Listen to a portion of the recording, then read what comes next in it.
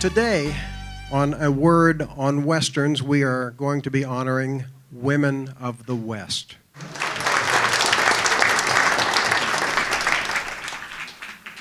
Thank you for being here. Thank you all for being here, too. And I'm going to get things moving right along because it is women that we're talking about, and without a good woman or a bad woman in a Western, you know, what's a cowboy going to do? They were limited in the parts they played, but something was interesting when Gene Autry hit so big in 1935 that the singing cowboy revolutionized B-Westerns. And so women were going to be singing cowgirls too. And our guy Will Ryan is here today. Will Ryan has won a couple of gold records. He's got a group called Will Ryan and the Cactus County Cowboys. He's also an authority on Westerns. And Will, would you come up and help us a little bit in talking about women who sang? Thank you, Rob. Thank you, folks.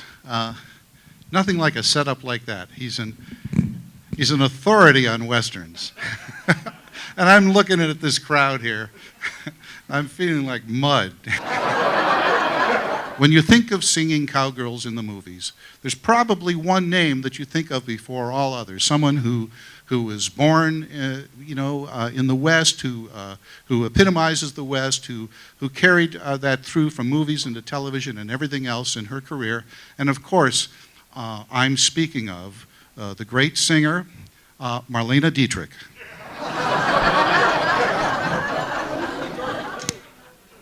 I borrowed that slap from Steve Allen, by the way.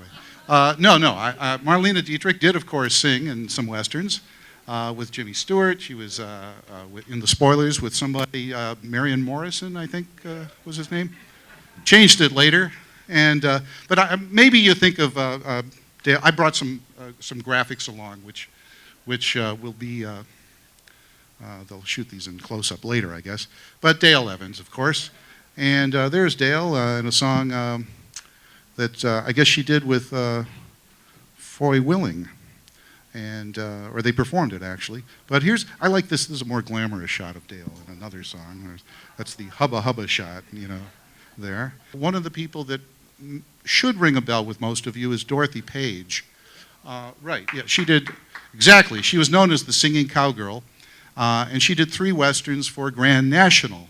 Grand National was that giant studio that that went out of business right after she did her 3rd picture. But they did the Tex Ritter movies.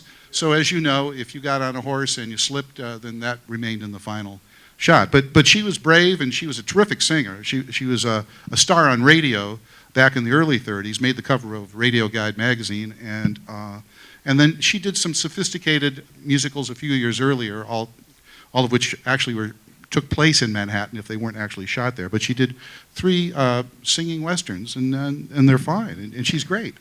Another name of singing cowgirls that probably jumps into mind would be Patsy Montana, I would think, right? And,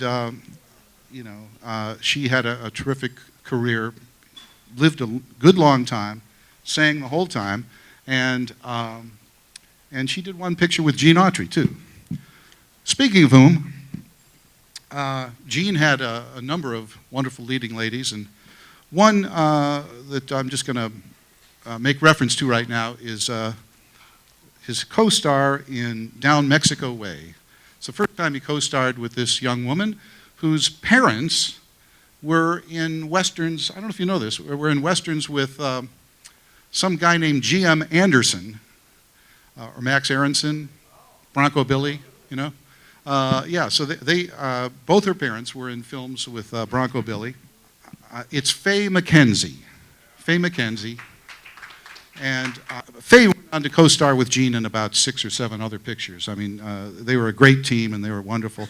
Speaking of Gene Autry co-stars, and I'm gonna make this short now, Gail Davis. Gail Davis, mostly remembered as Annie Oakley of television, or TV's Annie Oakley, as she used to sign all those autographs, was a terrific singer. She was on 2 major labels, and 1 or 2 other labels as well, as a singer. And she toured the country singing with Gene's Rodeo and other other shows. Then you have people like Ann Sheridan, who might stop in and do a musical or two. And then there's the person who inspired 3D. I'm not sure if that's technically true, but Jane Russell, of course, was in some fine things. Now, as I say, I don't have time to get into everybody here, but the point is that in the history of Westerns, there have been some really terrific singers.